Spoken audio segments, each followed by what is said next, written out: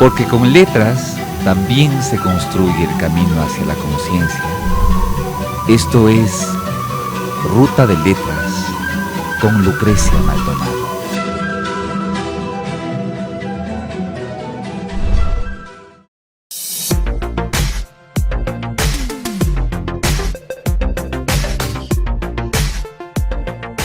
Buenas tardes para todas aquellas personas que nos ven en tiempo real, buenas noches, buenos días, buenas madrugadas para todas las personas que nos ven dependiendo de la hora y el lugar donde estén siguiéndonos, y para las personas que nos escuchan por el streaming de Radio Hoja de Ruta también, un gusto estar aquí. Esto es Ruta de Letras, mi nombre es Lucrecia Maldonado y hoy pues en nuestro primer programa del año con la colaboración, esa alianza estratégica, he dicho, que tenemos con la Asociación Ecuatoriana de Literatura Infantil y Juvenil, Girándula. Tenemos ahora un invitado de lujo. Bueno, todos nuestros invitados han sido de lujo, pero para mí es un gusto tener, ya les voy a presentar a nuestro invitado. Primero quiero saludar ahí en los controles y en la dirección de la radio a César Armando Bermeo, a Javier Navas, que nos ayuda a hacer los contactos logísticos y a las cuestiones necesarias para encontrar a nuestros invitados y ese tipo de cosas. Y bueno, aquí tenemos ahora a Francisco Delgado Santos. Como les decía, para mí es un orgullo y una alegría contar con su presencia. Voy a decir algunas cositas sobre él, ¿no? He estado investigando en su biografía y es como esos escritores re famosos que no se sabe bien dónde nacieron, porque en unas partes dice que nació en Cuenca y en otra en Esmeraldas, ¿no? Entonces, así, ese es el colmo de la fama, así dicen, sus orígenes son inciertos, pero él nos va a aclarar, ¿no? Yo creo que nos va a aclarar, es un escritor muy destacado, pero no solamente eso, es también promotor de lectura y un promotor y estudioso de la literatura infantil y juvenil en el Ecuador. Él tiene una gran labor en esta área. Es autor de alrededor de 40 libros, entre poesía, narrativa extensa y narrativa corta, antologías y todo relacionado, o la mayor parte relacionado con, ya sea con el estudio teórico de la literatura infantil y juvenil o con la creación de obras para niños y jóvenes, ¿no? Y también es bastante premiado Francisco Pancho, como le decimos cariñosamente. Cuando tenía apenas 14 años, obtuvo el premio Jorge Carrera Andrade de Poesía Juvenil. Luego obtuvo el primer premio en Ambato, en la Fiesta de las Flores y las Frutas, el primer premio de relato, él entonces ya era más grandecito, tenía 23 años. Luego, en 1974, el Premio Nacional de Relato para Niños por el diario El Mercurio de Cuenca, una de las ciudades que lo vio nacer. Y luego, en tres ocasiones el Premio Darío Guevara Mayorga. Entonces, es un destacado escritor, Pancho, y además ha organizado los estudios formales, las maestrías de literatura infantil y juvenil dentro del país en la Universidad Técnica Particular de Loja y también en la Universidad Técnica de Ambato. Entonces, es algo, se ve mucho amor ahí, ¿no, Pancho? Se ve mucho amor hacia lo que se escribe para niños y jóvenes y al hecho de crear y de producir textos para ellos. Hola, Pancho, ¿cómo estás? Gracias, Lucrecia, por esa generosísima presentación. Me siento muy a gusto, es realmente un honor y un privilegio poder ser el primer invitado del año a un programa tan prestigioso como el tuyo y dirigido por quien es no solamente una gran comunicadora, sino una gran escritora a quien personalmente admiro desde hace rato por su trayectoria, por sus libros, por sus premios. He tenido la suerte de a veces escribir una reseña o presentar alguna de sus obras y considero que es una de las grandes y fuertes voces de la literatura juvenil del Ecuador. Gracias. Bueno, Pancho, un gusto tenerte aquí. Esta mañana nos despertamos con una lamentable noticia, ¿no? Y vamos a homenajear precisamente a fallecido el maestro violinista Tadashi Maeda. Había estado enfermo hace tiempo con toda esta cuestión de la epidemia, pues cualquier otra enfermedad ni se toma en cuenta, pero había estado con alguna afección.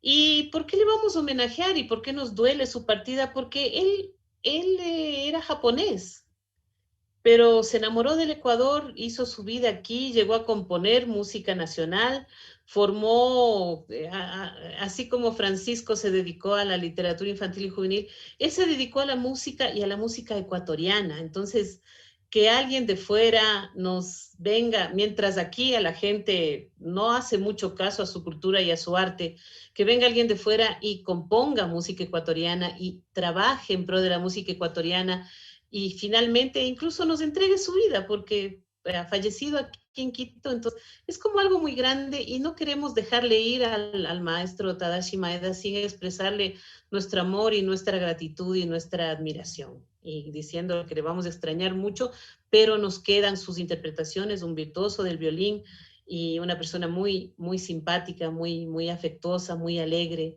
¿no? Entonces, deseando que haya paz y luz en su viaje definitivo, vamos a escuchar una interpretación suya de una música tradicional, tan tradicional como es el pasillo, el aguacate en el sexteto Tadashi Maeda, que es un conjunto que él formó con otros músicos.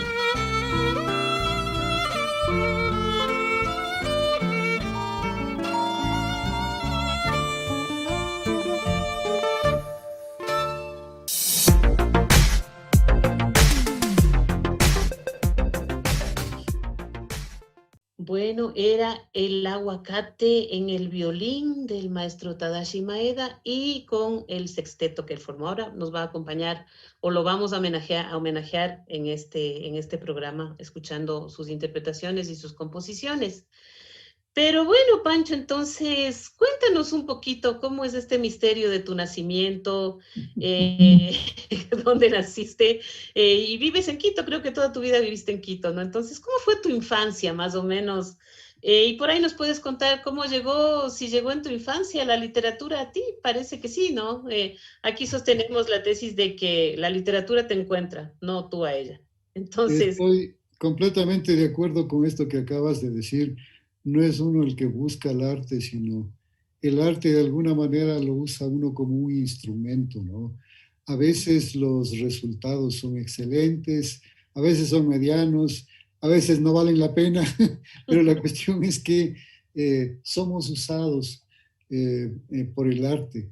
Y contestando ya concretamente a tu pregunta, un poco lo he escrito, lo he detallado en una novelita mía que para preadolescentes que se llama La Pelea, que precisamente en el año 2006 tuvo la oportunidad de obtener el premio Darío Guevara de novela para jóvenes, ¿no? uh-huh.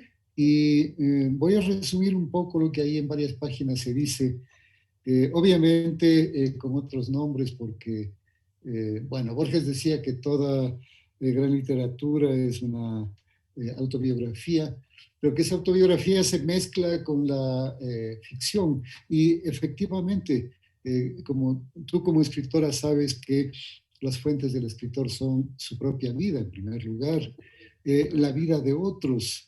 A veces tú vas en el tole o en el bus pelando la oreja ahí y oyes Ajá, que dos comadres me ha conversan pasado. y no te bajas en la parada indicada, sino que te vas hasta el fondo, pero regresas con un cuento en ciernes y luego lo escribes, lo desarrollas.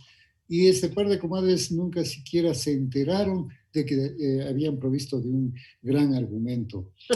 Sí, así es. Entonces, entonces en esta novela, La Pelea se llama, cuento cómo el padre del protagonista, un juez, es enviado a Esmeraldas, porque antes enviaban a los jueces como a los militares, ¿no? A diferentes provincias, a diferentes sitios, y entonces las familias vivían en una provincia, luego se trasladaban a otras, y era juez en Esmeraldas cuando fue llamado a Río Verde para que dirimiera algún conflicto de tierras. Y luego de haber realizado su trabajo, el hacendado le invitó a un suculento almuerzo, imagínate tú en Río Verde, que es tierra de camarones, de cangrejos, de ostras. Claro. ¿Qué almuerzo sería tan sabroso ese? Y ahí estaba alrededor su esposa, sus hijos y sus hijas. Eran dos varones y me parece que 4 o 5 mujeres. Y entonces el juez se prendó de la menor de las mujeres y empezó a visitarla posteriormente y la pidió en matrimonio después de algunos meses. El padre de la chica le dijo que con mucho gusto y que habría sido un honor, pero que la tradición, que la costumbre de la familia era que primero se casara la mayor, después la que le seguía y así, y que la menor se casaría al último. Entonces el juez tuvo que esperar algún tiempo como para poder salirse con las suyas, pero finalmente el padre accedió, se casaron y el abogado se la llevó a vivir en Esmeraldas. En Esmeraldas nació su primer hijo, pero a los 2 días de nacido le dieron el pase a Cuenca. Ya. Y entonces tuvieron que viajar. Imagínate en esa época en que las carreteras eran terribles, que se viajaba al lomo de mula y en bote y en una serie de transportes a cual más rústicos. Finalmente llegaron a Cuenca y casi a la semana de haber tenido a este niño, lo inscribieron en la ciudad de Cuenca, ¿no?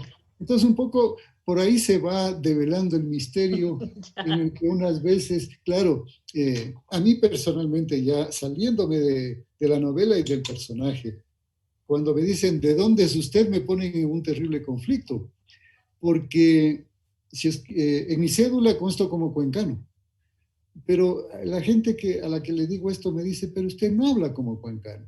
Entonces yo no tengo que empezar a fingir y empezar a hablar como hablan los ciudadanos de Cuenca, pero si les digo que soy esmeraldeño, me van a decir también, usted no tiene nada de esmeraldeño.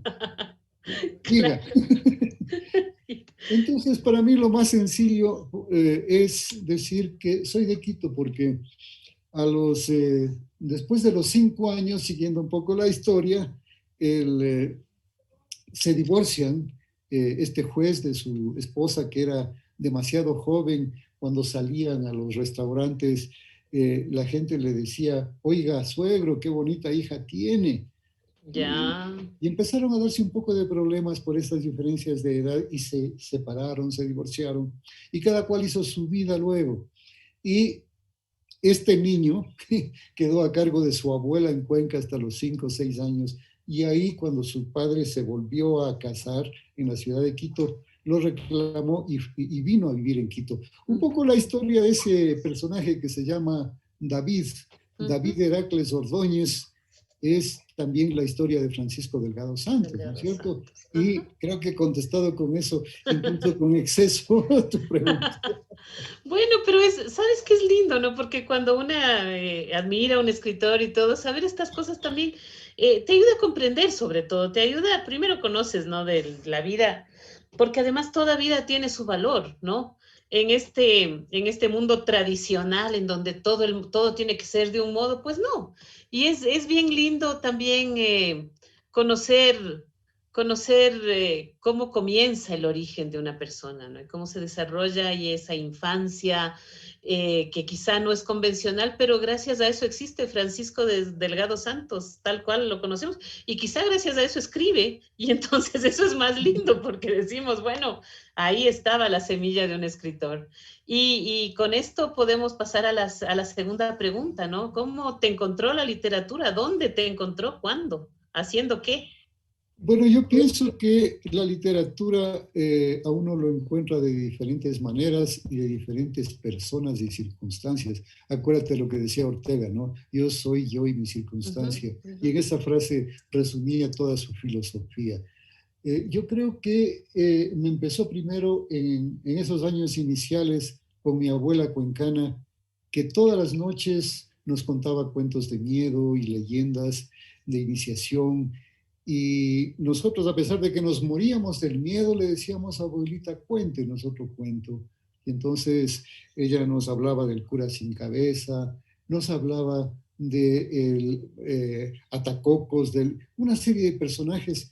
Y claro, esas son semillas que van germinando un poco en la mente y en el corazón de los futuros escritores. Y cuando yo llegué a conocer prácticamente a mi padre y a mi madrastra, me encontré no con una madrastra como de los cuentos de Blancanieves, de los cuentos clásicos, esas perversas mujeres que odiaban a sus hijastros, sino con una mujer muy culta, una profesora de danza y de educación física que preparaba, tú recordarás cómo se festejaba a Quito hace muchos años, con esas comparsas y esos desfiles. Entonces, el 24 de mayo se lucían con sus comparsas, el 24 con las barras famosas y el Manuela con las danzas. Y esta maestra, además, era una gran lectora. Yo tengo una hermana de padre que se llama María Augusta y que es mayor a mí. Ahí también hay alguna historia que contar que no la vamos a develar hoy, pero la cuestión es que entre la madrastra y la hermanastra, qué feo decir esto del astra, que suena tan mal. Despectivo, no era el final del sustantivo despectivo, me acuerdo perfectamente. Exactamente. Pero yo escuchaba cómo entre las dos conversaban de D'Artagnan o de cualquier personaje de las novelas de Cronin, y me quedaba en babia y con una envidia terrible, ¿no? Entonces, cuando llegaba a descubrir que D'Artagnan era uno de los personajes de los Tres Mosqueteros, me ponía a leer los Tres Mosqueteros, es decir, me acicatearon para que empezara a visitar la biblioteca de mi padre, que además de abogado y de juez, era también profesor, era maestro, fue uno de los creadores y pioneros de la literatura infantil ecuatoriana.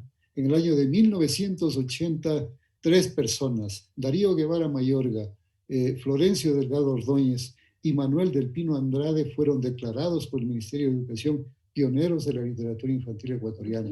Esa es asimismo otra historia, deberá ser contada en su momento, como decía Michael Ende, ¿no es cierto?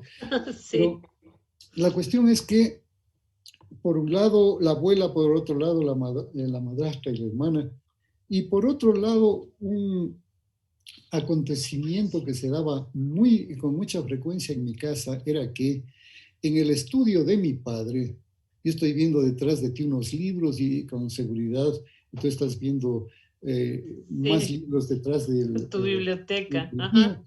Pero bueno, estas son mini bibliotecas en comparación con la biblioteca que se había mandado a hacer mi padre. Tenía más de 5.000 volúmenes en esa época, te estoy hablando de hace mucho tiempo, en que las bibliotecas no eran tan extensas. Claro. Y como él escribía y era un viajero empedernido, tenía libros con dedicatorias de Gabriela Mistral, de gente famosísima, pero no solamente que tenía libros de escritores famosos, sino que acostumbraba, en la visión de mí cuando niño, yo decía, los viernes le visitan a mi papá unos viejitos borrachos, porque se dedicaban a tomar y a contar sus cosas y a recitar, y yo pelaba el oído ahí y me gustaba entrar y escucharles. Y entonces, para que no me dijeran que me fuera, empecé a hacer de salonero. Yo les servía las copitas, pero me quedaba a escuchar lo que comentaban. Años más tarde descubrí que uno de ellos era Pablo Aníbal Vela, este gran fabulista ecuatoriano, guayaquileño, que residió en Quito. Que otro de ellos fue Carlos Arturo León, novelista ribambeño, el autor de La mujer de tu prójimo y de 6 o 7 novelas muy destacadas. Que otro de ellos era Remigio Romero y Cordero, el gran poeta cuencano. Como algunos de ellos eran también jueces o abogados, entonces se reunían por eso y contaban sus cosas. Y yo estaba fascinado escuchándoles. Hubo un viernes en que yo llegué un poco tarde a la reunión y mi padre, que era muy severo, me dijo, ¿por qué viene a esta hora? Y yo dije, porque, y estaba en primer curso del Colegio San Gabriel. Le dije, porque hoy era la premiación del concurso de poesía intercolegial de poesía Jorge Carrera Andrade. Y estuvo el mismo Jorge a entregar el premio y me dijo, ¿y qué tenía eso que ver con usted y con que esté aquí temprano? Le dije, es que acabo de ganar el primer premio y les mostré un libro hermoso donado por el mismo poeta y entregado por él. Se llamaba La Antología de la Poesía Hispanoamericana de Julio Calais Bois, forrado en un cuero en rojo y dorado, con las páginas delgaditas como de Biblia. Entonces, claro, cambió la expresión de mi padre, que estaba enojado, me disculpó. Y los viejitos estos se levantaron, me abrazaron. Y recuerdo que Remigio Romero me dijo, Wambra, qué bueno que seas poeta. Cuando publiques tu primer libro, yo te voy a escribir el prólogo. Y claro, mi padre dijo, y yo le escribiré el epílogo. A los 14 o 15 años publiqué mi primer libro, que se llamó Atardecer Sentimental, y que fue prologado por Remigio, quien 2 meses después falleció. Era el año de 1967, y el epílogo estuvo escrito por mi padre. Recuerdo unos versos que decía, en tu primer libro, hijo mío, viene a ser mi primer nieto, déjame que así lo diga, iniciando el romancero en que tendrán mis palabras, cosas que dicen los viejos cuando de las jaulas salen sus bandadas de recuerdo. Era un poema largo, extenso, en el que en realidad me hablaba con muchísimo afecto. Yo creo que esta fue la primera forma en que la literatura me tomó literalmente y me dijo, jovencito, póngase a leer y a escribir. Claro, no se iba el micrófono. Bueno, qué lindo, Pancho, qué lindo lo que nos cuentas, ¿no? Y cómo estaba ahí, o sea, esperándote, ¿no? Como nos ha pasado a muchos que nos sorprende, nos agarra y no nos suelta además, ¿no? La literatura. Bueno, y no sé si para comenzar y antes de nuestro segundo homenaje musical al querido maestro Maeda, pues ¿quieres leernos un par de poemas tuyos para que nuestros amigos y amigas, y sobre todo los jóvenes y niños que nos estén viendo, tengan así como una breboca para tu literatura? Muy bien. Tengo un poema dedicado a Quito que se llama Recuerdos de una pequeña aldea. Y también recuerdo que mi padre nos llevaba cada año de vacaciones a Salinas. Y entonces, a lo mejor les leo este que se llama Salinas era un sueño. ¿Te parece? Los fuertes ventarrones anunciaban que había llegado el tiempo de elevar cometas.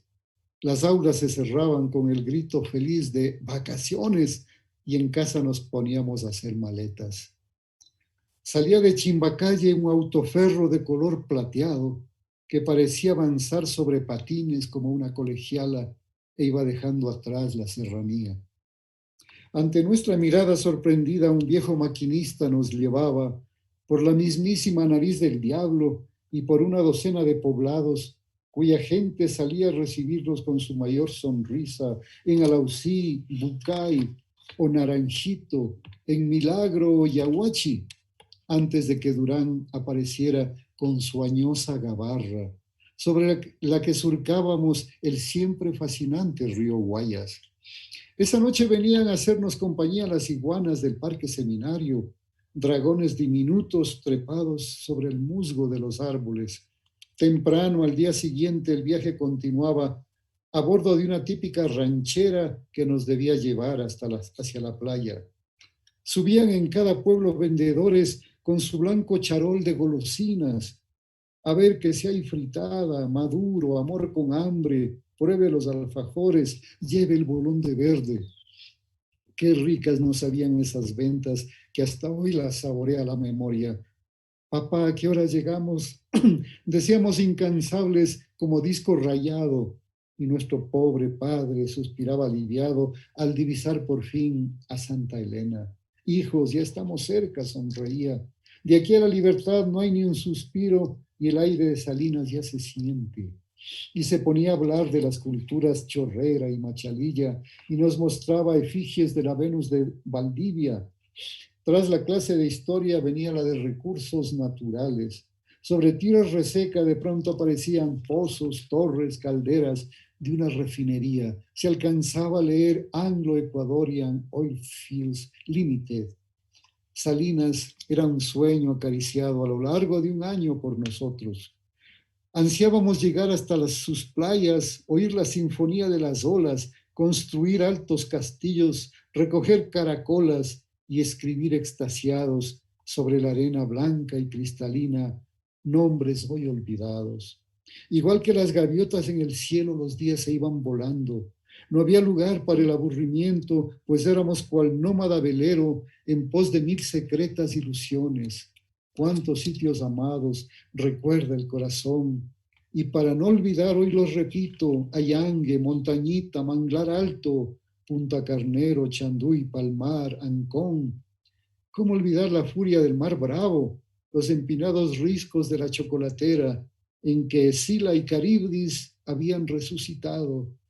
La albura inmaculada de los pozos de donde venía el nombre de Salinas, los ojos amarillos de una niña que solo con mirar me enamoraron. Muchos de los que fueron ya no son, o más bien ya no están, como diría Manrique, del río al mar pasaron.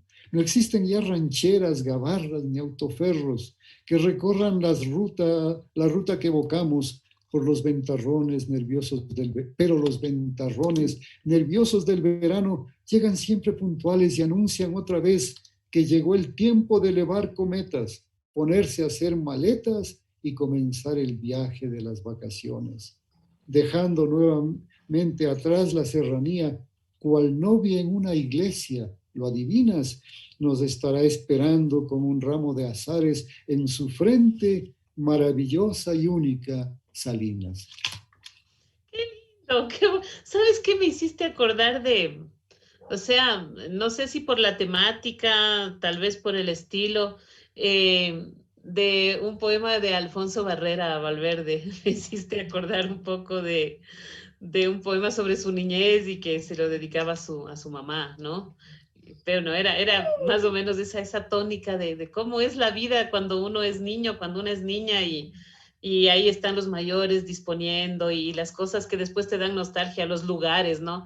Esa cuestión de volver a un sitio donde después todo es chiquito, por ejemplo, o sea, vas a tu aula de jardín de infantes y ya estás en secundaria y todo es chiquito, las sillas chiquitas, las mesas chiquitas, ¿no? Pero muy lindo tu poema, ¿no? Muy bello, me gustó bastante. Has mencionado a un grande de la poesía y de las letras para niños, el autor del País de Manuelito, que un poco tiene el esquema de lo que ya hiciera muchos años antes Selma Lagerlöf, ¿no? la premio Nobel sueca, cuando le encargaron hacer un libro de geografía. El Ministerio de Educación le encarga hacer un libro de geografía y ella termina escribiendo El viaje maravilloso de Nils Holgersson a través de Suecia. En esa óptica más o menos escribe Alfonso Barrera su novela El País de Manuelito y luego escribe Leonor Bravo Viaje por el País del Sol. Viaje por el País del Sol. Y antes de esos dos, en Chile también en cada país han existido escritores que le han rendido homenaje a su país, a sus ciudades, a sus costumbres, con obras como estas.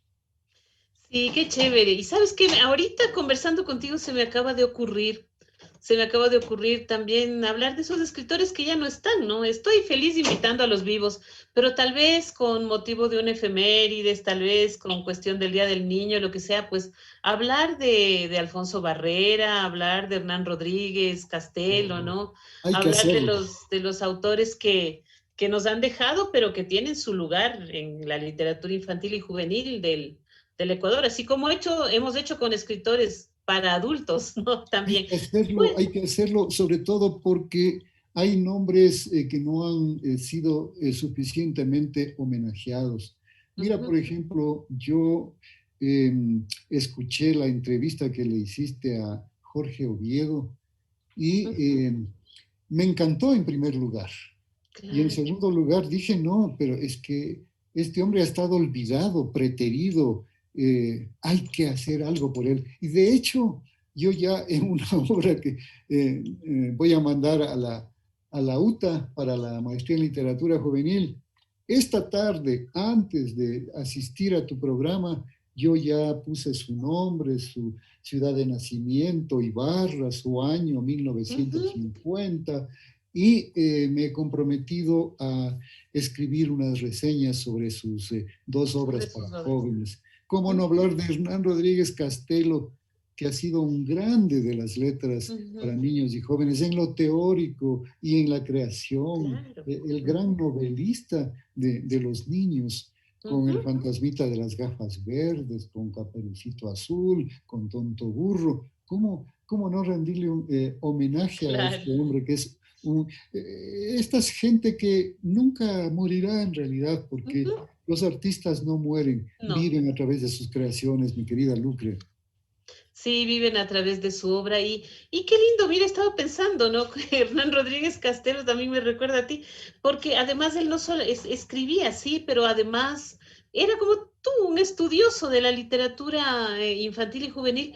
Y estaba pensando también en ese señor al que no le queríamos mucho porque nos ponía, se dice y se debe decir, pero que también tiene literatura para adultos en Por qué se fueron las garzas, pero también pequeños poemas para niños, que era don Gustavo Alfredo Jácome, ¿no? El Mira, autor de tantos textos. Lucrecia, me acabas de leer el pensamiento. Sí. Gustavo Alfredo Jácome fue uno de los más ilustres maestros que yo tuve en la Universidad Central. Me dio 2 o 3 materias y puedo decir que nunca perdí un punto en sus materias y quizás por eso él me cobró un afecto especial. Mucho después de que lo sacaran de la universidad, porque era un hombre riguroso y que no transigía con la injusticia y que no regalaba un punto a nadie, y le achacaban que iba en un Mercedes-Benz, que no podía un profesor de la central ir en un carro de esa clase y no sé qué, pero este hombre escribió poemas preciosos como Luz y Cristal, que en 1949 ganó el Premio Nacional de Literatura Infantil, promovido por el Ministerio de Educación. En Argentina, la editorial Capeluz le editó Ronda de la Primavera. Aquí la editorial Norma le publicó sus 7 cuentos.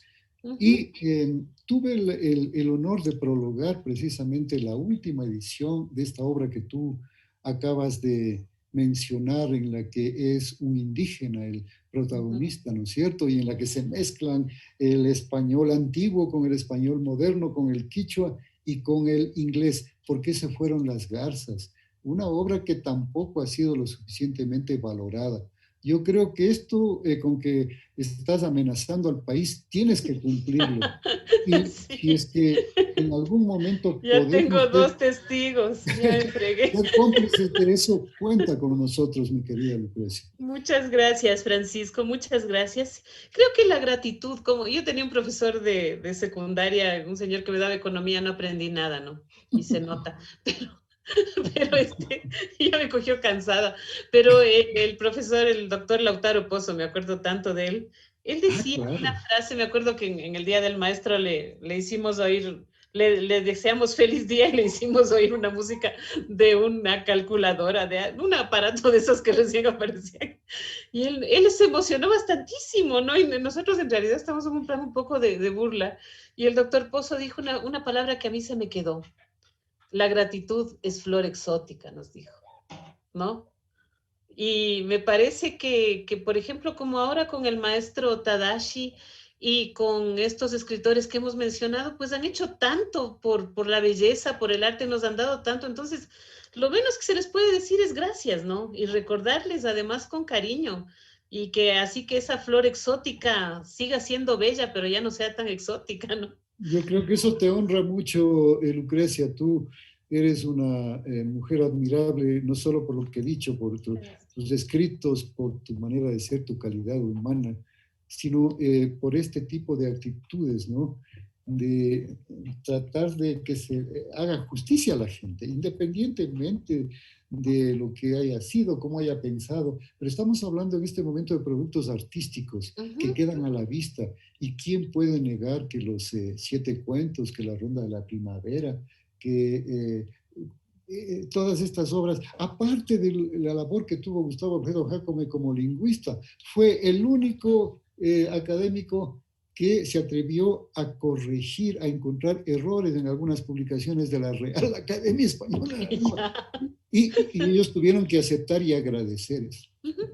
Claro, porque está bien que te digan lo que haces mal, sino cómo mejoras. Pero no toda la gente piensa así. Claro, eso también sucede. Se enojan. Bueno, sí, pero es como que una cumple. Bueno, vamos entonces ahora a escuchar, creo que es una creación del mismo Tadashi Maeda, un danzante, en ritmo de danzante y con su conjunto Tadashi Maeda. Esta pieza se llama el Chusalongo.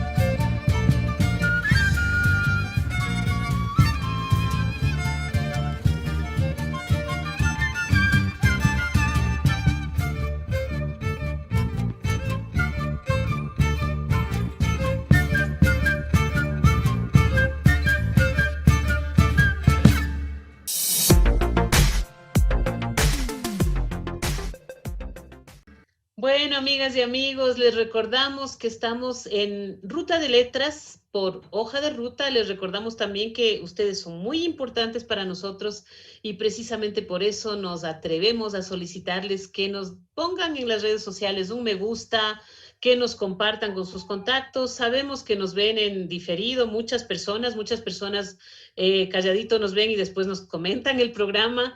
Y sí nos gustaría tener su me gusta, como dicen por ahí, su me gusteada, su compartida, su comentario también, ¿no? Nos encanta. Estamos pensando, no lo hemos hecho porque nos están fallando, pero vamos a insistir en quizás sortear algunos libros, obsequiar algo a las personas que nos comenten una tarde para que se animen a hacerlo, ¿no? Y porque también en nuestro programa es para promover la lectura. El chusalongo, decía Pancho, la canción de Tadashi Maeda.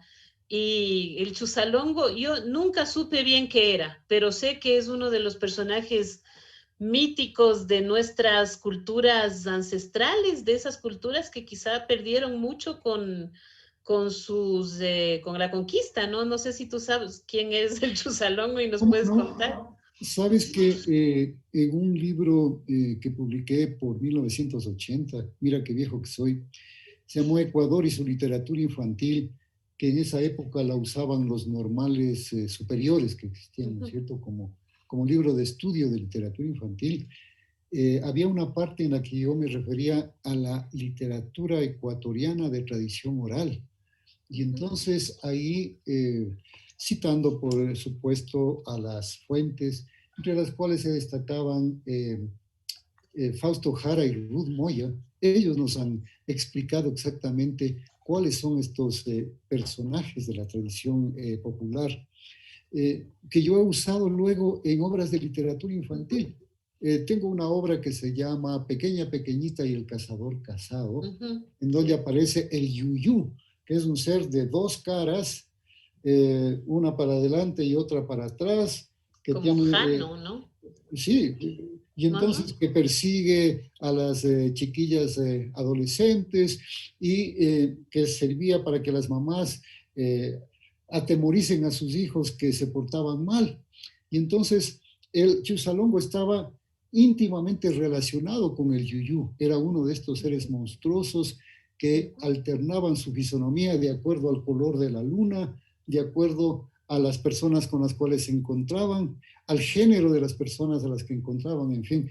Yo creo que nosotros tenemos una tradición oral maravillosa que todavía no ha sido rescatada, investigada y utilizada. Ahí hay una gran fuente, por ejemplo, a todos estos jóvenes escritores que están ya triunfando en la literatura infantil ecuatoriana, ganando premios nacionales e internacionales. Yo les recomendaría sumérjanse en esa fuente y rescaten estas maravillas que tiene el Ecuador y que todavía están esperando quien vaya por ellas.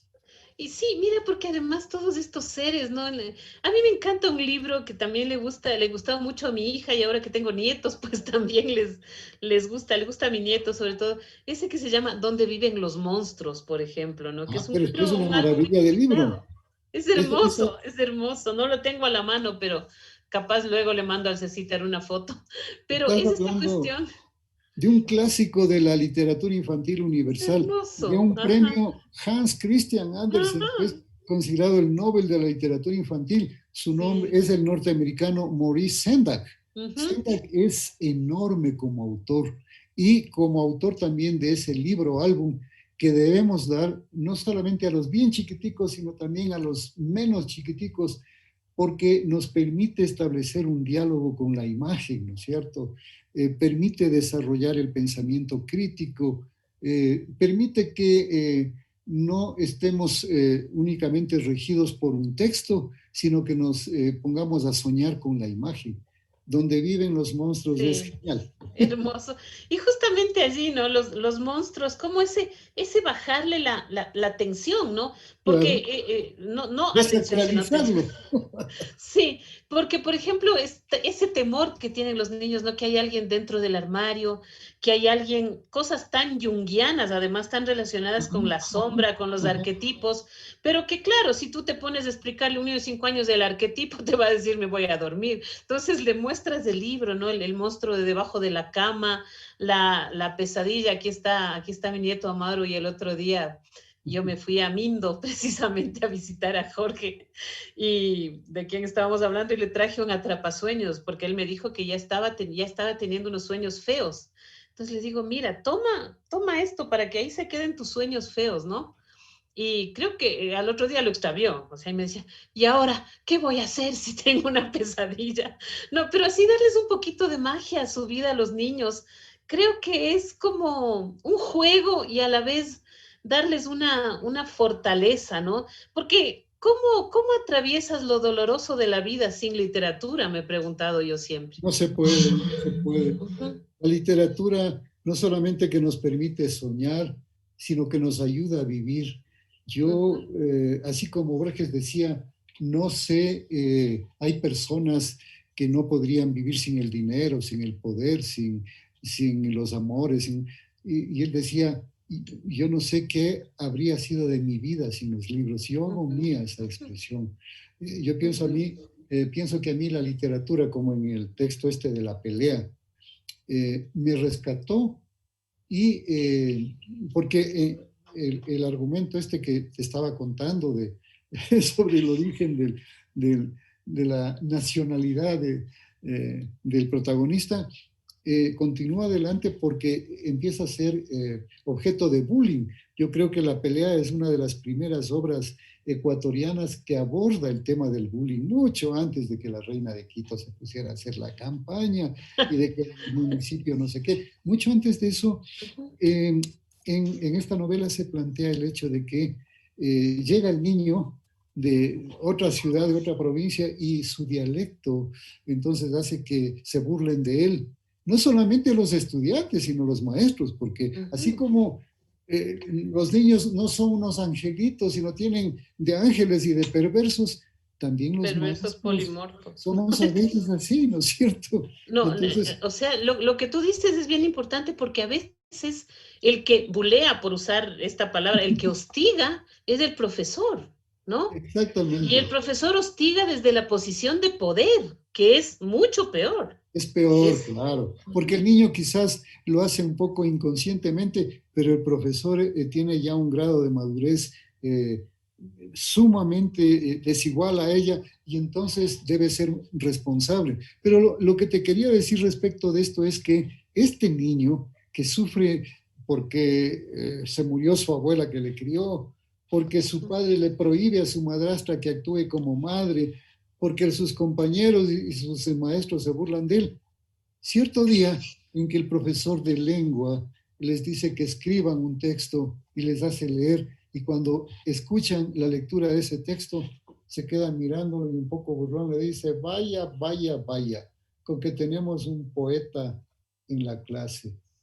Y a partir de entonces, la figura de este chico es vista de una manera diferente y los ujú, compañeros, incluso los que se siguen burlando de él, ya lo miran con respeto. claro. Entonces, la literatura viene a redimir en muchos casos, el arte muchas veces redime a las personas. Lo que hubiera sido una vida que quizás habría terminado en la depresión o el suicidio, la literatura lo convierte en algo sublime y diferente. Le da un sentido, ¿no? Le da Y, sentido, y, y eso es exactamente. importante, mira, por ejemplo, en esta época difícil que vivimos en el Ecuador, en el mundo, pero en el Ecuador como que además han confluido, ¿no? Ahora que, por ejemplo, la tasa de suicidios adolescentes y de suicidios de adultos está aumentando. Digo, yo siempre me remito a este libro de Víctor Frankl, El hombre en busca de Oh, sentido, sí. ¿no? Cómo encontrar un sentido en lo horrible que pasa. Y la literatura es, yo digo, bueno, ojalá que todos los niños encontraran un sentido, quizá no en la literatura, quizá en el fútbol, en la cocina, en tocar el violín como el maestro Maeda, Sí, señora.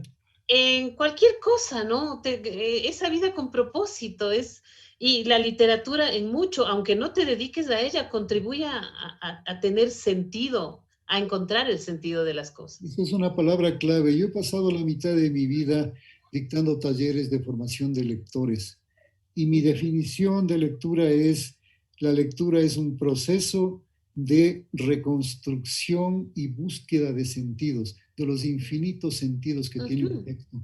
Pero si eso extrapolamos fuera del libro, es una búsqueda de sentido de la misma vida, porque no se puede tener una vida vacua, vacía, no se puede únicamente nacer, crecer, reproducirse y morir por más dinero que llegues a tener, o honores o poder, que eso posiblemente obnubila a muchas personas, pero creo que no a los artistas. Ajá.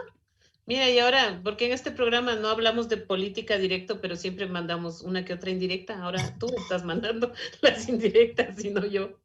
Bueno, gracias. Vamos a que nos compartas otro texto, querido Pancho. Puede ser un cuento, lo que tú quieras. Con mucho gusto, únicamente tengo... Hay un libro que me publicó Prolifa, se llama, en el que es un libro que se iba a llamar Cuentos de amor y desamor, pero que no me convenció porque son historias de amor de niños, de preadolescentes, pero ninguna de ellas termina bien. Entonces, se llama El amor que pudo ser. Voy a tomar el primero, que se llama Nunca sabré su nombre. Fue un sábado 16 de febrero en el que luchaba con los ejercicios de matemáticas que siempre terminan por vencerme. Había descorrido las cortinas para que entrara un poquito de sol a mi habitación cuando vi el inmenso camión que se estaba estacionando frente a nuestra casa. En el costado que daba a mi ventana el vehículo traía pintado una leyenda: Mudanzas La Aurora, seguridad y experiencia. Pocos minutos después llegó un elegante auto negro que se ubicó delante del camión. Por la puerta delantera izquierda salió un hombre uniformado que parecía ser el chofer. Por la derecha descendió un señor de aproximadamente 40 años con ropa deportiva. Apenas bajó del auto, se dirigió a la puerta principal de la casa que iban a habitar y estuvo probando varias llaves hasta que dio con las precisas.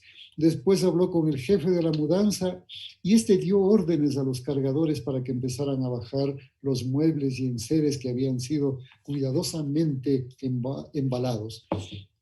Por la puerta trasera derecha salió una mujer joven y bonita, elegantemente vestida y cargando en brazos un perrito French Poodle de color blanco que parecía haber visitado recientemente al estilista canino. La casa de enfrente había estado vacía durante algún tiempo y yo anhelaba que entre los miembros de la familia llegara un chico de mi edad con el que pudiera jugar y divertirme. De allí mi expectativa por ver quiénes más descenderían del auto, pero solo fue una persona la que bajó y no era un chico. Era una jovencita delgada de largos cabellos negros, quizá 1 o 2 años mayor que yo. Qué hermosa es, pensé en el momento en que ella miró hacia mi ventana y yo me puse a temblar como si hubiera sido cogido en falta. A pesar de mi descontrol pude observar unos ojos del color de la miel y la canela, grandes y expresivos, que atisbaron por instantes mi dormitorio.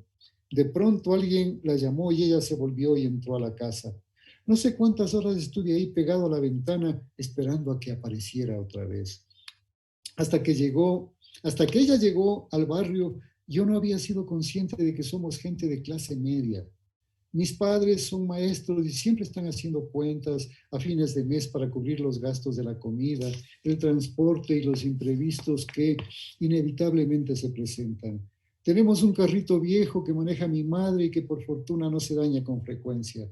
Yo estudio en un colegio fiscal en el que no se paga pensión y el gobierno ha empezado a regalarnos los textos escolares. En vista de que mis padres trabajan, una señora llamada Hortensia viene los lunes, miércoles y viernes, limpia el apartamento, prepara la comida que dura para 2 días, lava y plancha la ropa, todo eso durante las primeras horas de la mañana. En cambio, nuestros nuevos vecinos, tienen un auto de lujo con chofer uniformado y una empleada puertas adentro, que lleva puesto siempre un delantal y una cofia. Ella asiste a una academia particular que tiene fama de ser la más cara de la ciudad y en donde estudian los riquines, hijos de banqueros, industriales, altos funcionarios de gobierno y sobre todo diplomáticos y representantes de organismos internacionales. Mamá dijo el otro día que con el pago de la pensión de un mes en ese colegio, ella nos daría de comer durante medio año. Claro que el pertenecer a la clase media no es ninguna afrenta, pero el otro día sentí como que una barrera se alzaba entre su mundo y el mío. La vi llegar del colegio en el auto negro de vidrios ahumados y decidí salir a comprar chocolatines en la tienda de la esquina. Si me animo, me dije, la saludaré. Y quién sabe si me quede un rato a conversar con ella y hasta le regale un chocolatín.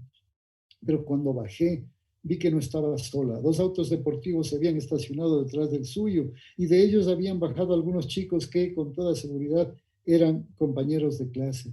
Traían auriculares y exhibían costosos aparatos electrónicos, smartphones, iPods y tablets. Caminé muy cerca de ella, pero ni siquiera me miró. Nadie me miró. Festejaban alguna ocurrencia y reían ruidosamente. Me sentí extraño, invisible, inoportuno. Pasé unos días molestos, sin comprender el origen de ese sabor agridulce que no se desprendía de mis labios por más que me cepillaba los dientes y me enjuagaba la boca. Transcurrieron varias semanas en que me dije a mí mismo que debía concentrarme en los estudios y en todo lo que me gustaba, el básquet, el atletismo, la música, la lectura, y empecé a conseguirlo, o al menos así lo creí por un tiempo. Cierto día yo había llegado temprano del colegio y estaba leyendo Historia de una madre de Hans Christian Andersen cuando alcancé a divisar desde mi ventana el lujoso auto en que ella retornaba de su liceo. El chofer ni siquiera esperó a que la chica entrara a casa, posiblemente porque debía atender otros encargos que le habían dado y partió velozmente. Mi hermosa vecina buscaba una y otra vez el llavero dentro de su bolso, pero al parecer no lo encontraba. Entonces me dije tembloroso, esta es mi oportunidad para acercarme a ella. Dejé todo lo que estaba haciendo y bajé atropelladamente. Por poco y resbalo en las gradas que acababa de encerar la empleada, pero nada importaba. Abrí la puerta y crucé la calle, decidido a presentarme ante ella. Pero entonces sentí que todo mi aplomo se iba al suelo y al estar a tan solo pocos metros de mi objetivo, di media vuelta y regresé a casa. Desde mi ventana observé que ella había entrado ya. Me sentí un perfecto cobarde. Entonces decidí que le escribiría una nota y se la entregaría. Y si no me animaba a hacerlo personalmente, se la haría llegar con alguien.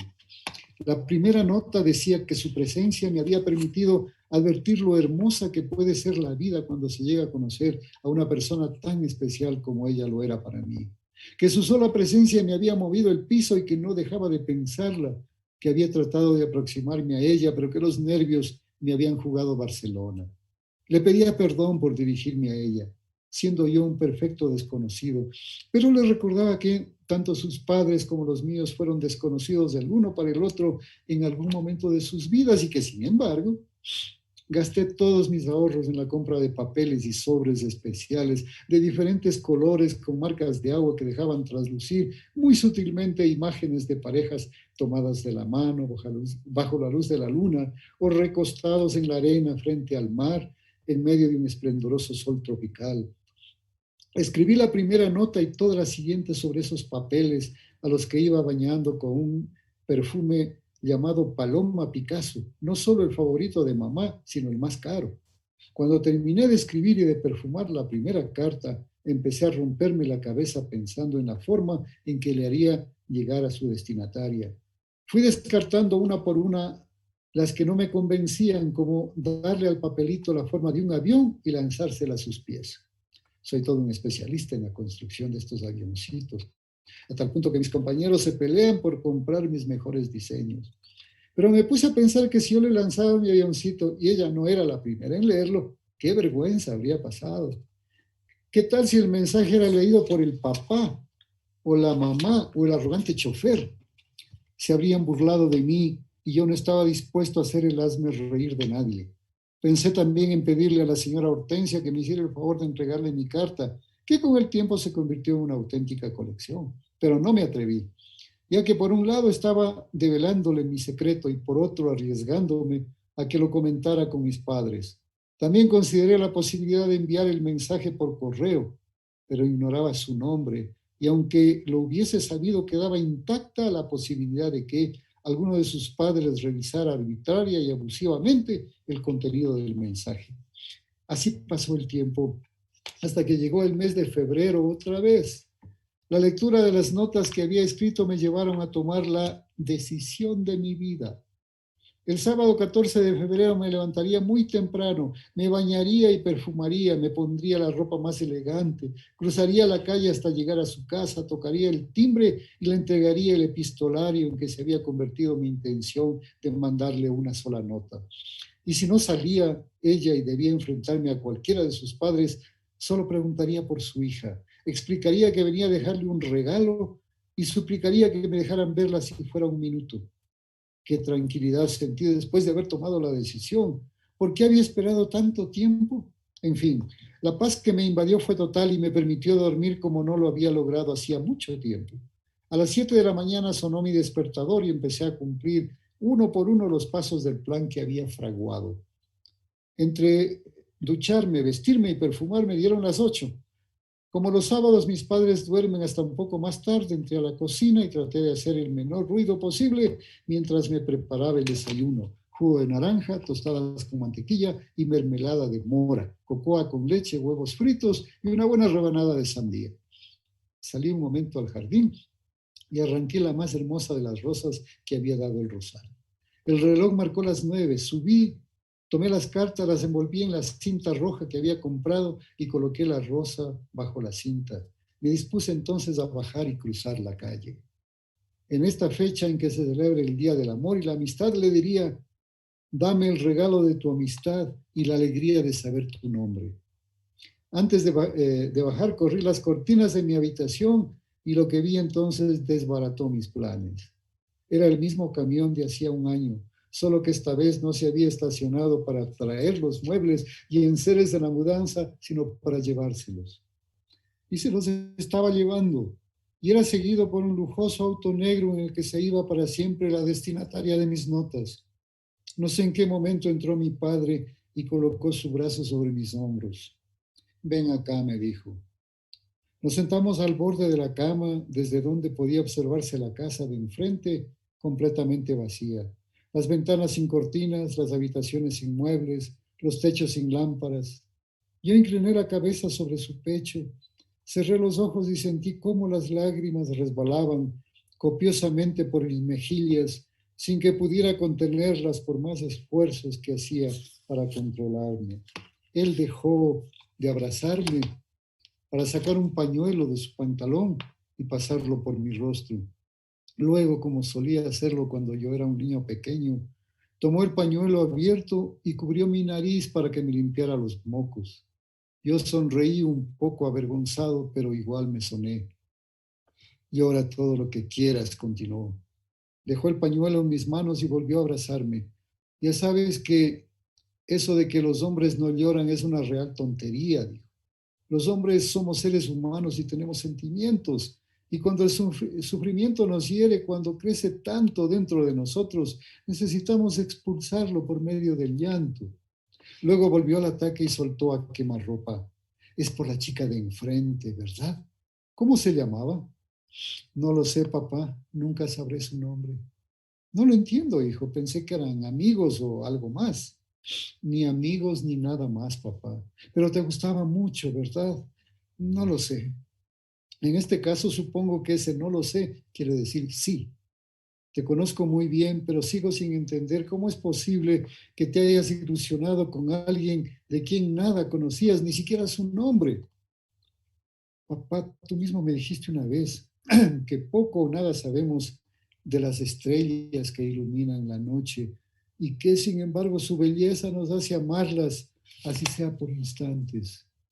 Mi padre me miró en silencio durante unos segundos y luego con esa sonrisa llena de calidez, que es una de las características de su rostro expresivo y transparente, afirmó, tienes razón, hijo. También te recordé en esa oportunidad lo que Juan Ramón le dijo a su borriquillo. Esta flor vivirá pocos días, Platero, pero su recuerdo ha de ser eterno. y volvió a abrazarme con sus cálidos y poderosos brazos. Siempre me pasa, me olvidé. Qué bonito, digo, y qué. Además, lo que decíamos, ¿no? Es decir, si algo te ayuda a atravesar el infortunio en la vida es el arte y la literatura. Es lo que dice. Terapéutico. Ajá, es terapéutico. Sí, es terapéutico, ¿no? Bueno, vamos a escuchar ahora una pieza más de Tadashi Maeda. Se llama El Yumbo y obviamente está en ritmo de Yumbo. Es otra de sus composiciones ecuatoriano-japonesas y la vamos a escuchar ahorita, antes de pasar ya cerca del segmento final de nuestro programa.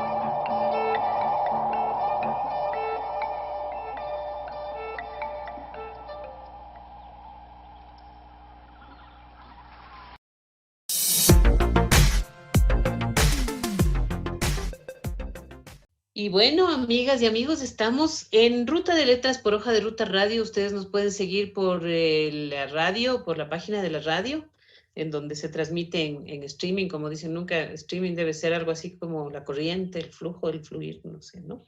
Estamos también en Facebook Live, en YouTube Live y obviamente háganos saber qué les parece nuestro programa, si tienen sugerencias, si quieren que invitemos a alguien, y en fin, todo lo que ustedes quieran.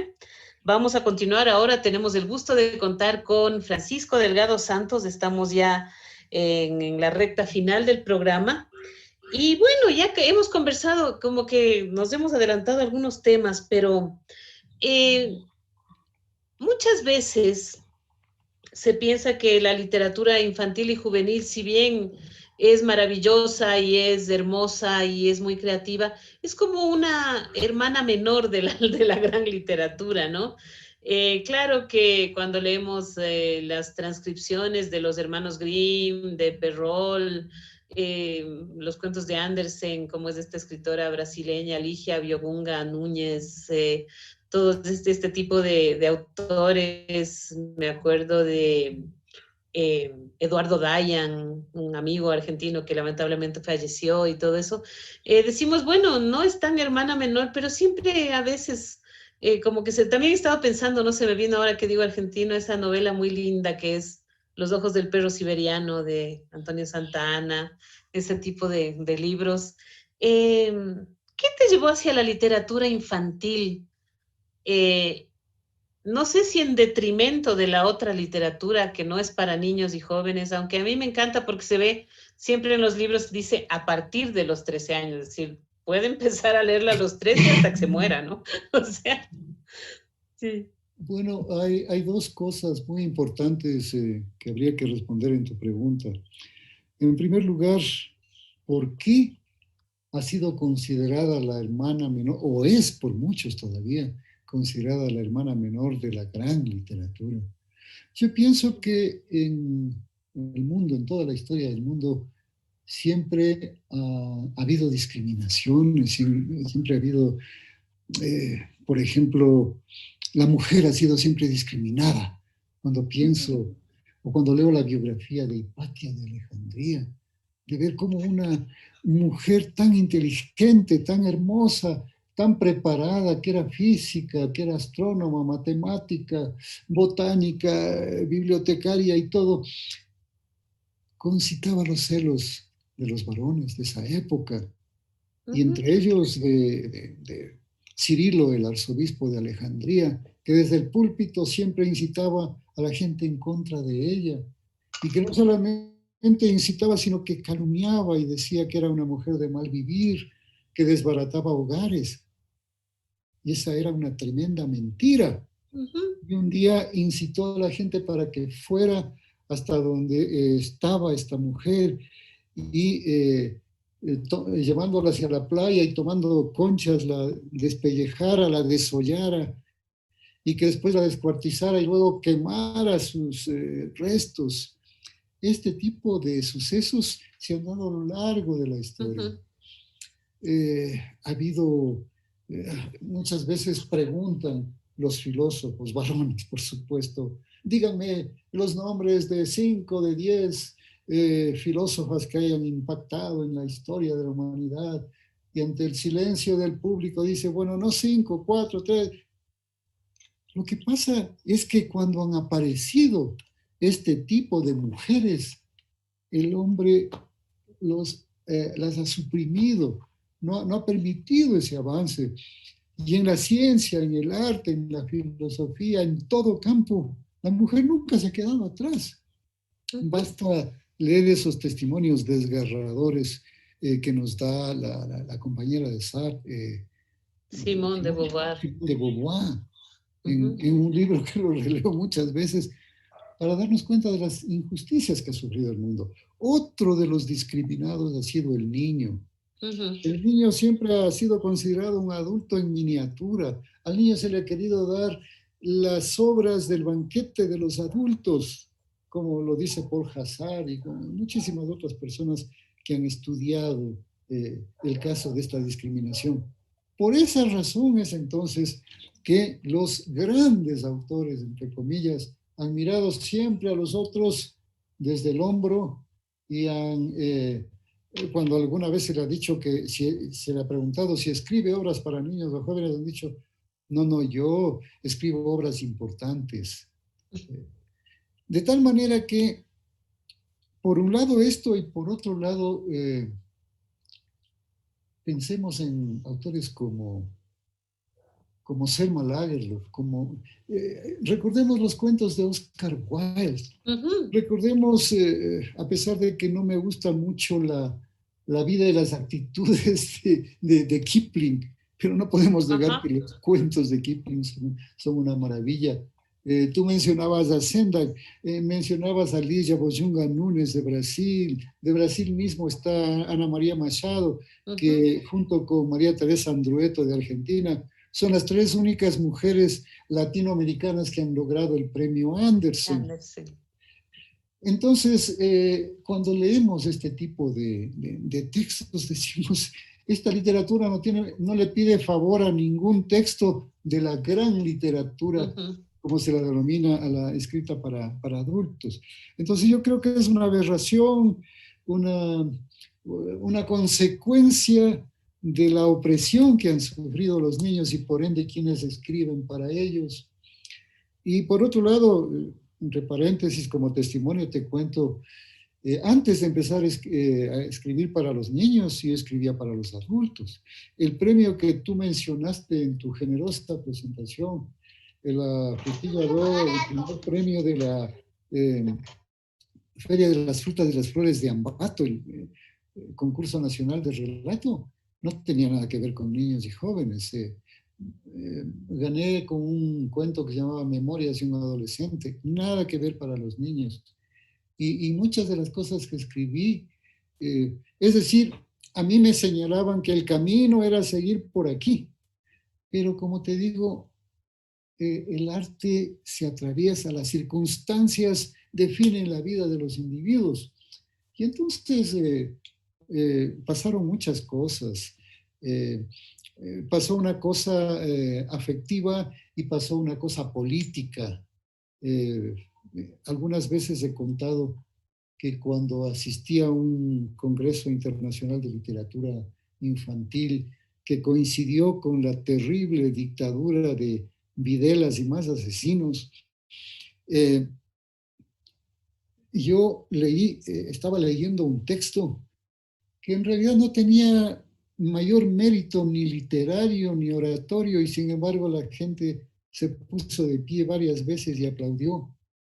Luego, mucho más tarde me di cuenta que era porque decía cosas que en el Ecuador de aquel entonces, en el que también había una dicta blanda, podía decirse todavía, pero en la Argentina de Videla, el pasar con un libro bajo el brazo y ser joven y ser estudiante era un pecado mortal y te agarraban y te llevaban a reclusorios y te tiraban al mar, a las más frías aguas del Atlántico argentino.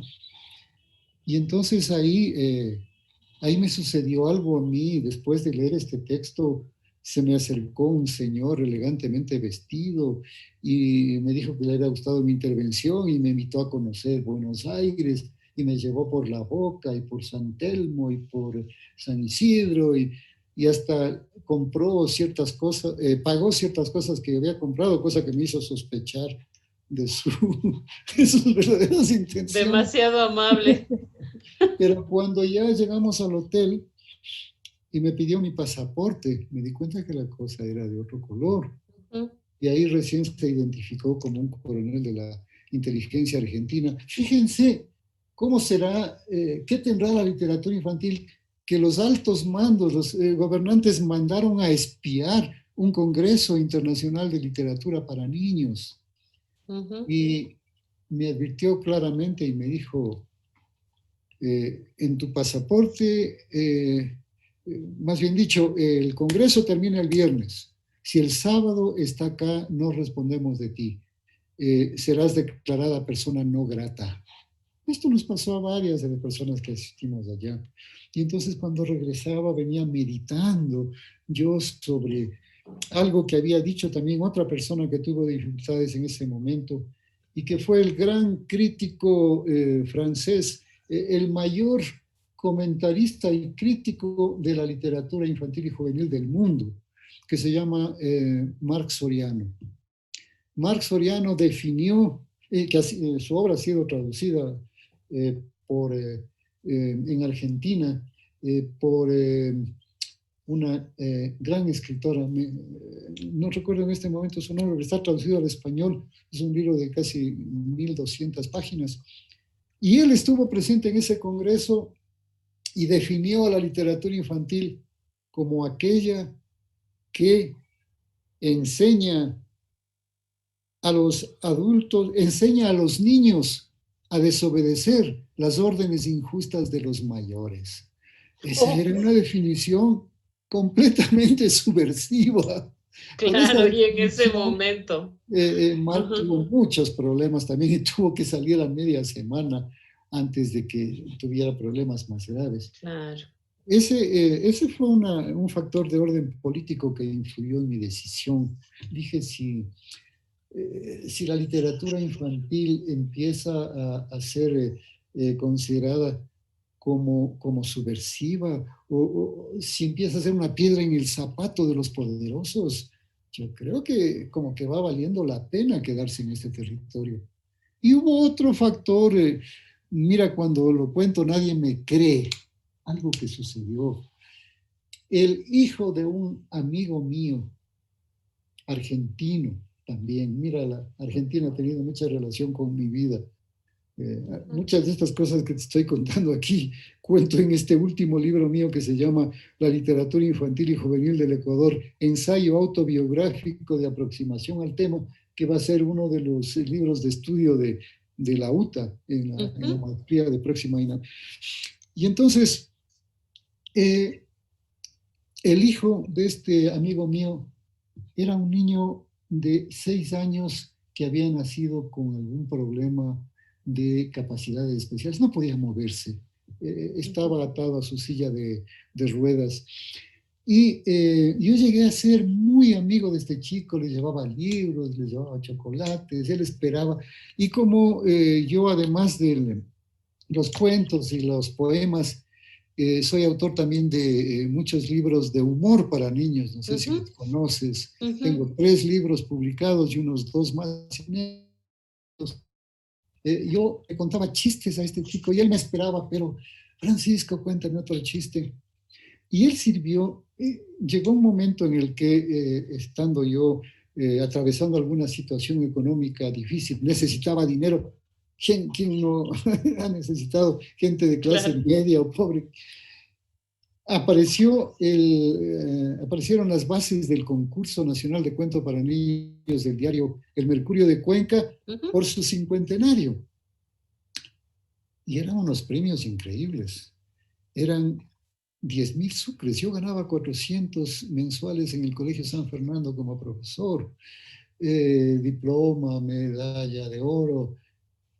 Viaje a Buenos Aires al Congreso Internacional para representar al Ecuador y no sé cuántas cosas. Y entonces dije, de pronto, es como cuando uno compra la lotería, de pronto me saco. De pronto resulta, claro. Me puse esa noche a escribir el cuento, inspirado en este niño, hijo de mi amigo. Y claro, la historia, el argumento es de un niño que, sin poder caminar, en algún momento, el único placer que tiene es mirar a las estrellas con su larga vista en las noches en que se podía hacerlo. Y cierta noche las estrellas llegan hasta su cuarto, lo llevan a pasear por no sé qué, y él pide regresar porque no había avisado a su madre y sabía que debía estar desesperada buscándolo, y sin embargo, al regresar las estrellas le dicen: está bien, Daniel, pero escucha atento lo que te vamos a decir. Cuando estés nuevamente en tu cuarto, tu madre va a entrar y te va a querer mirarte, y tú en ese momento corre hacia ella y abrázala. Y él dice, estas estrellas son hermosas, pero muy bobas, muy tontas. No se dan cuenta que no puedo ni incorporarme, peor caminar, peor correr.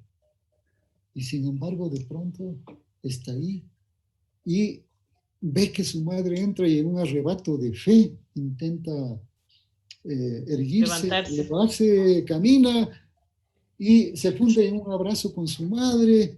Su madre se pone a llorar y le dice, hijo mío, el médico me dijo que por este tratamiento que te estamos aplicando, posiblemente te ibas a curar, pero no sabía que así tan de pronto. Y Daniel se llama el protagonista. Él le pone el dedito en la boca de su madre y le dice, no mamá, no fue el médico, fue Dios y sus mensajeras, las estrellas. Un poco ese es el cuento que yo escribí. Un cuento que ganó ese premio y en el que participaron 250 escritores del país, de los famosos, de los que escribían para grandes. Y el rato no hemos pensado, me llegó el telegrama, acaba usted de ganar el primer premio con el niño que amaba las estrellas. Es chévere. Ahora bien, esta es la parte creíble. La parte no creíble viene después. Yo me voy a Buenos Aires y después me invitan a Bahía Blanca, una ciudad al sur de Buenos Aires, y me quedo más tiempo del que debía. Y cuando regreso y quiero ir a visitar a mi amigo, me encuentro con que se han mudado, un poco como lo que sucedió en el cuento que leí, que él era militar, era ayudante del agregado militar de la Embajada Argentina. Lo habían mandado a llamar y lo iban a destinar a otro sitio. Y entonces la señora de la casa me dice, no le avisó, pasó esto, y me fui a la embajada y entonces averigüé por él. Y una señora, una secretaria de la embajada, me dijo, sí, tuvo que irse, pero disculpe, ¿cuál es su nombre? Francisco Delgado. Ah, aquí hay una carta que dejó él para usted. Y abro la carta y me dice, efectivamente, no pude despedirme. Sin embargo, estoy en tal dirección hasta después de un mes en que luego me destinan para Europa. Sin embargo, queremos contarte algo que no lo vas a creer, algo... sucedió un milagro. Daniel volvió a caminar. Entonces yo estaba leyendo eso y te juro, Lucrecia, que me puse a llorar. Es que Entonces dije, aquí me quedo. Yo voy a escribir y voy a investigar y voy a dedicarme a esta literatura que los adultos dicen que no está a la altura de ellos, de otros escritores. Y si sumas la razón política que te conté hace un rato, más esta afectiva, increíble, no sé cómo llamarla, creo que por ahí empezó la decisión que tomé de dedicarme a la literatura para niños y jóvenes. Y ahora que estoy viejo no me arrepiento. Creo que fue la mejor decisión que tomé en mi vida. Qué linda tu historia, Pancho. Y sabes qué, yo creo que todos, si nos reuniéramos los escritores y escritoras a contar cuándo ha habido magia en cuándo ha pasado algo que nos ha sorprendido con nuestras obras, yo creo que habría para hacer muchos más libros, ¿no? Esa cuestión de que de alguna forma el mundo nos replica alguna historia, es muy frecuente, ¿no? No diría común, pero yo he escuchado, y a mí también me ha pasado, ¿no? Me ha pasado eso de que escribo un cuento creyendo que yo lo escribo y después el cuento ocurre o alguien viene y me lo cuenta porque le ha pasado, entonces como ya... Espero que ya seamos dos y que por lo menos tú me creas. Bienvenido al club. No, yo te creo porque lo he vivido, ¿no? Te creo porque lo he vivido. Bueno, tenemos poquito tiempo y como que ya nos contaste otro cuento. Así que antes de terminar vamos a escuchar una última pieza y ojalá que ahora que el maestro Tadashi Maeda está visitando las estrellas, pues su música siga con nosotros. Vamos a escuchar relacionado con los sucesos del 2014, no, antes, del 2004, 2005. con aquella pelea de los forajidos. Él escribió una pieza en honor al fotógrafo Julio García, que falleció en las chileno, revueltas. ¿no? Sí, un chileno, un fotógrafo chileno que vivía aquí. Y este tema se llama Un forajido. Vamos a escuchar con el conjunto de Tadashi Maeda que habla mucho de quién lo compuso, ¿no? Un forajido se llama este tema. Y bueno, luego tendremos la ruta de la poesía infantil ahora, en la voz de quien colaboró mucho con nosotros y siempre nos apoya en lo que le pedimos, que es Edgar Allan García. Entonces vamos a escuchar un poema de él que se llama Te quiero Mu. Y después de la canción y el poema, entonces vamos a cerrar nuestra entrevista y este programa con Pancho Delgado.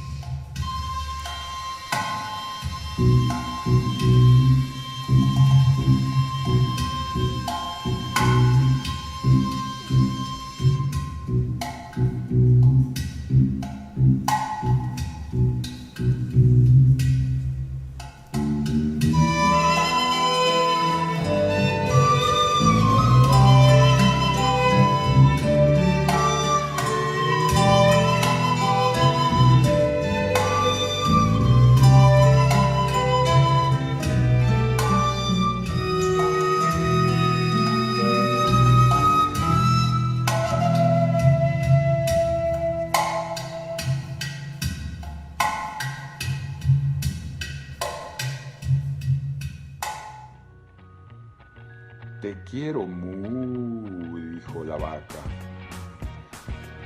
Este es el cuento de doña Selén, que quiere divorciarse y no encuentra con quién. Este es el cuento de don Serafín, que aún no comienza y ya llegó al fin.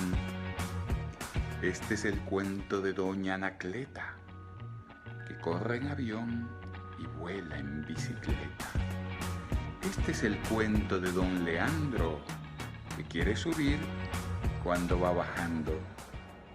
Este es el cuento de doña Filomena, que llora riendo y ríe con pena. Este es el cuento de don Remberto, entrando para afuera, saliendo para adentro. Este es el cuento de nunca acabar.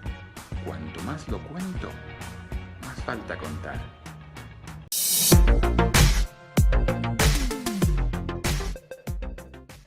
Como decimos, lo bueno se acaba, pero comienza el próximo martes, una semana importante para nuestro país, pero también, bueno, ojalá sepamos decidir bien.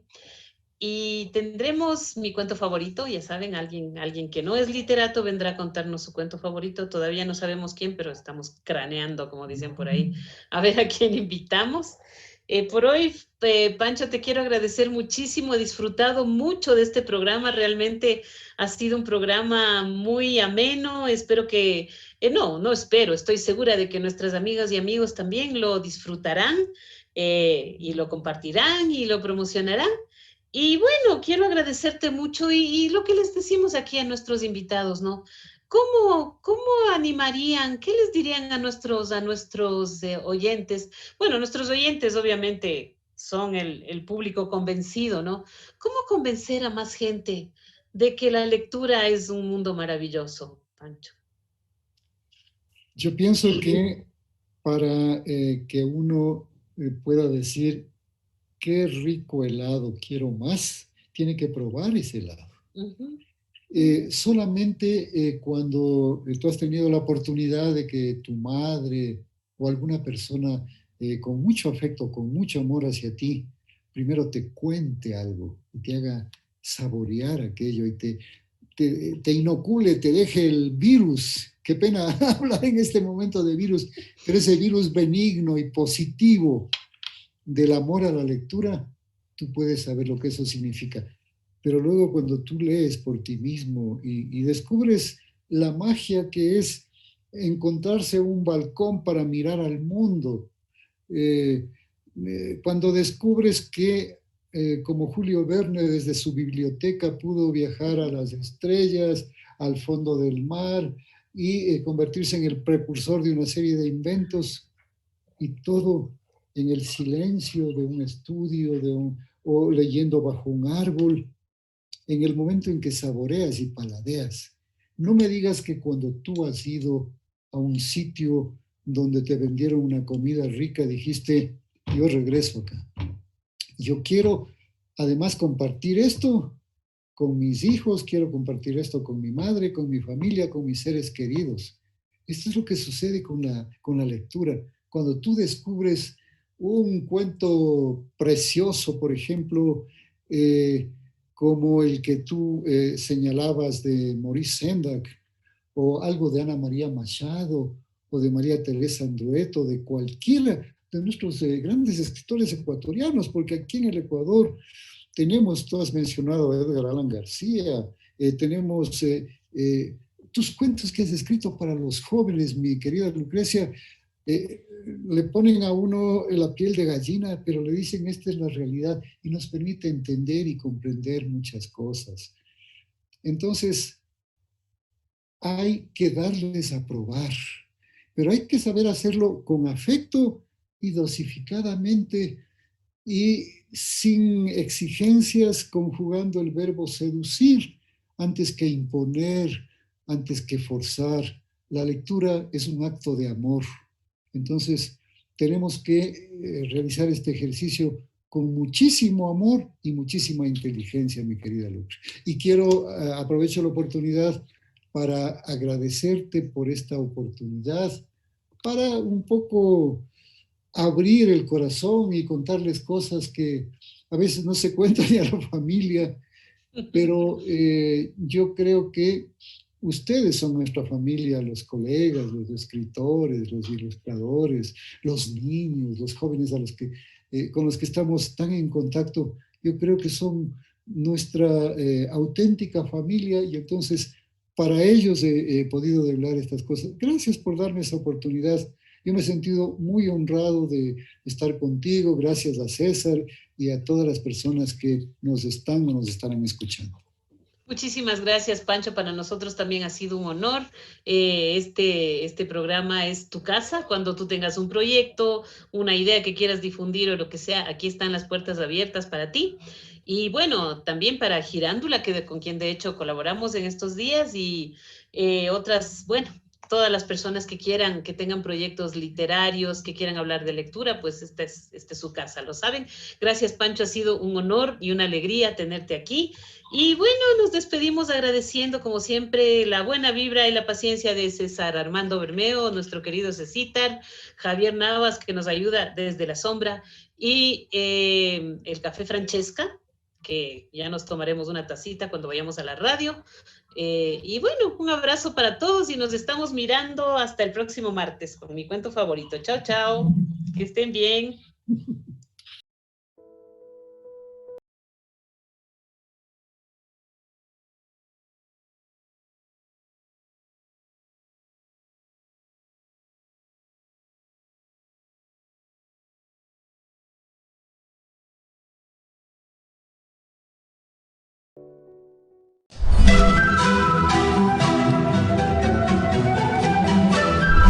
Palabras, refranes, versos, poemas, cuentos, novelas.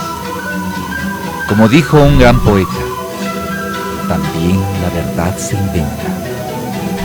Y así vamos, inventando verdades por la ruta de letras con Lucrecia Maldonado.